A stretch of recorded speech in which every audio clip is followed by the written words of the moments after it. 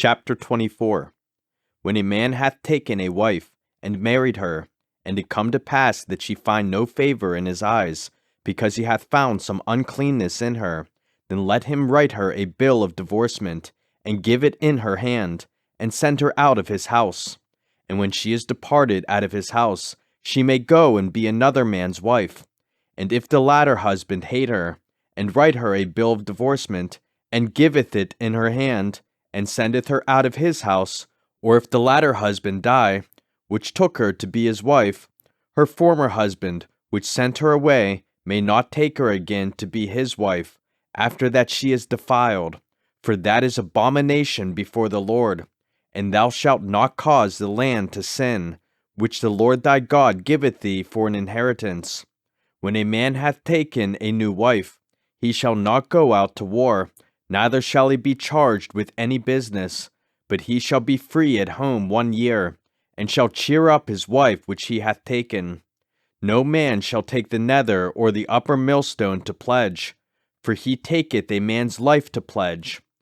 If a man be found stealing any of his brethren of the children of Israel, and maketh merchandise of him, or selleth him, then that thief shall die, and thou shalt put evil away from among you. Take heed in the plague of leprosy, that thou observe diligently, and do according to all that the priests the Levites shall teach you. As I commanded them, so ye shall observe to do. Remember what the Lord thy God did unto Miriam by the way, after that ye were come forth out of Egypt. When thou dost lend thy brother anything, thou shalt not go into his house to fetch his pledge. Thou shalt stand abroad, and the man to whom thou dost lend shall bring out the pledge abroad unto thee. And if the man be poor, thou shalt not sleep with his pledge.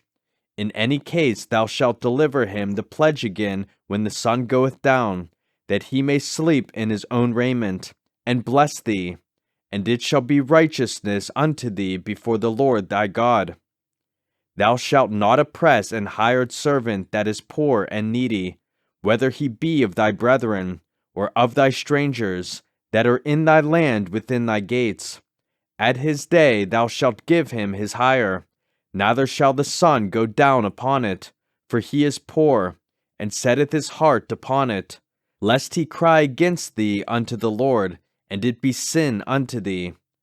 The father shall not be put to death for the children, neither shall the children be put to death for the fathers. Every man shall be put to death for his own sin.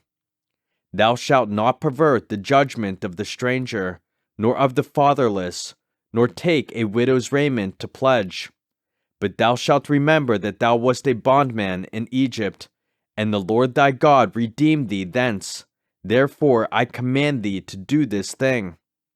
When thou cuttest down thine harvest in thy field, and hast forgot a sheaf in the field, thou shalt not go again to fetch it. It shall be for the stranger, for the fatherless, and for the widow, that the Lord thy God may bless thee in all the work of thine hands. When thou beatest thine olive tree, thou shalt not go over the boughs again. It shall be for the stranger, for the fatherless, and for the widow. When thou gatherest the grapes of thy vineyard, thou shalt not glean it afterward.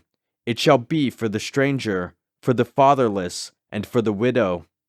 And thou shalt remember that thou wast a bondman in the land of Egypt. Therefore I command thee to do this thing.